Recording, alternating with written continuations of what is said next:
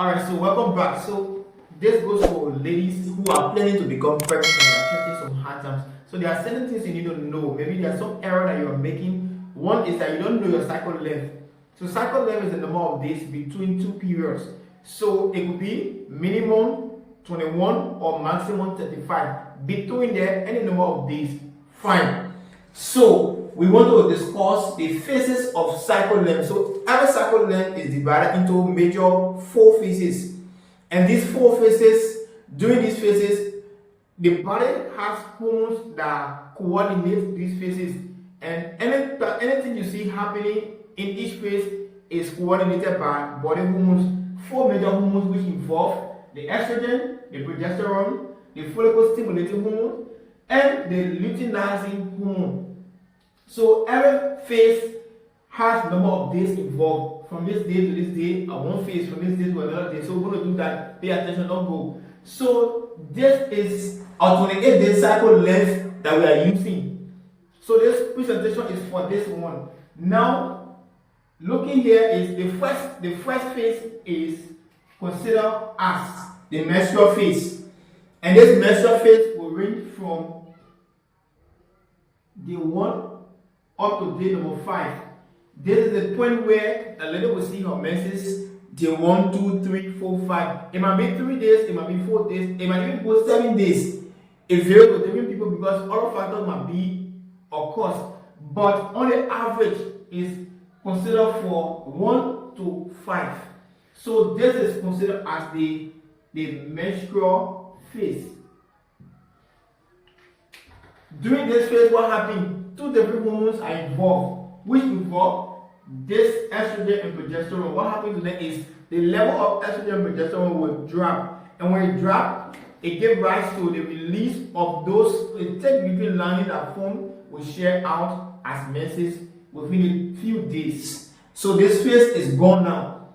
The next phase will be the follicular phase, which ranges from day number 6 about day number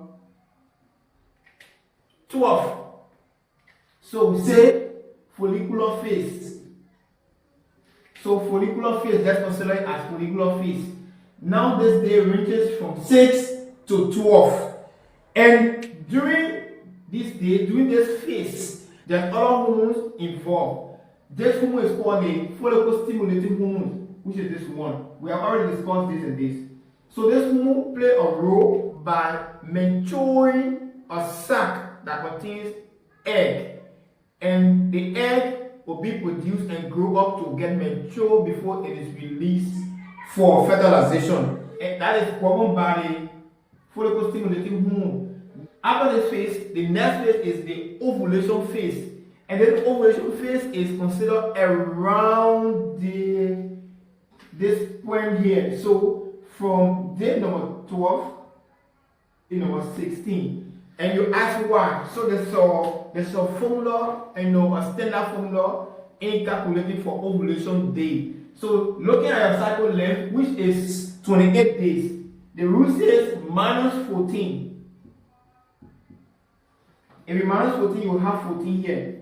So that means you count it from day number 1 to day number 14 of your cycle. So that means the menses start today here and day number 14. So the rule says now, day number 14 is here, minus 2 and plus 2. The period of time becomes your ovulation time. So the ovulation. Now, during this ovulation, what happens? One other hormone that is involved is called the luteinizing hormone. The luteinizing hormone will stimulate the follicle sac so that the egg can be released. So the stimulation of this hormone will give rise to the release of this egg. And once the egg is released, what happens next is it is being transported through the fallopian tube and going towards the ampulla within the fallopian tube. So that within that period of time, the next phase is considered now as from here down up to the 28th. Is considered as the luteal phase. So it is during this phase when pregnancy occurs. This same estrogen and progesterone, it overproduce more and then they increase.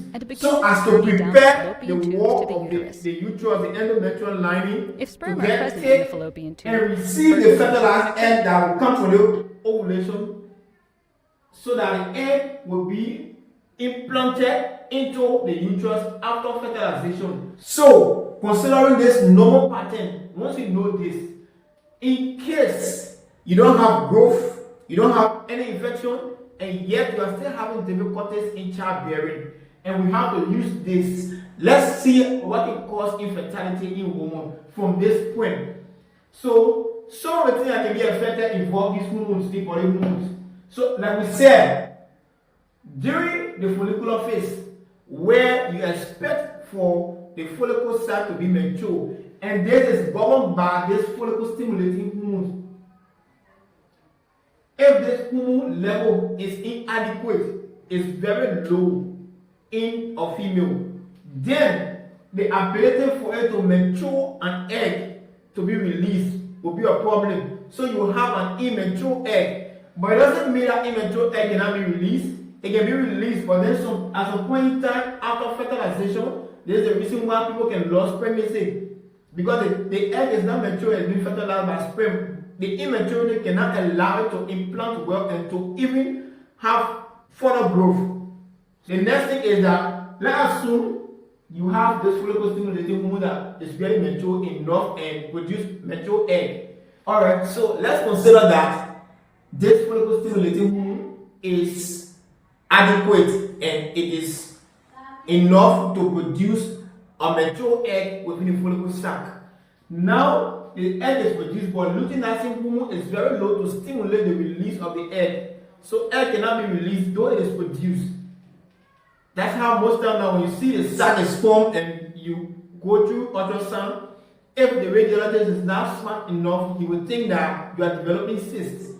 So that's how some wrong reading can come. So most times these things can be the problem. So if the hormone is not enough, you will not release egg. That's one problem. So you need to go for your testing, and when you go for the testing of this hormone, you're not going to go and test this hormone during menstruation, because you are not in the phase of this hormone to be released at the point where it's supposed to be neutral. So you give your last menstrual period to the person, and they will schedule you when you should go for the test of this, because it should be at normal level at the time you're supposed to be testing for this. So luteinizing hormone will come up during the phase of ovulation, which is this phase between your day number 12 and day number 16, between here. So it's more precise for you to go on day number 14 for this test. And if you are testing for FSH, it's also precise from here to come like this, because you stay within the range. So from the 6th to come towards ovulation period, you can also test between there for both this FSH and the LH. It's still not a problem.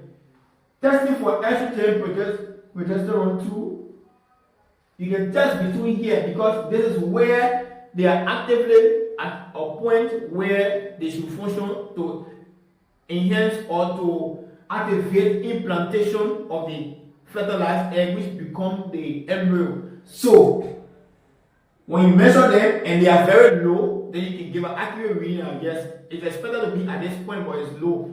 Because when you test progesterone at menstrual phase, progesterone is expected to be low at menstrual phase. So you think your progesterone is low, which is going to be wrong. So you test estrogen the same way at menstrual phase, it's going to be low, because they will drop to allow the blood content or the thick wall of the endometrial lining to share out. So you don't test for it at menstrual phase, you test for it at luteal phase. So that's the reason why it's important to have a gynecologist or somebody who is oriented based on fertility to be able to coordinate you, to help guide you in the process, so that you can know how to follow, because these are things that are affecting a lot of people, including men as well. So please follow for more education. Any question in the comment section, we appreciate you. Thank you so much.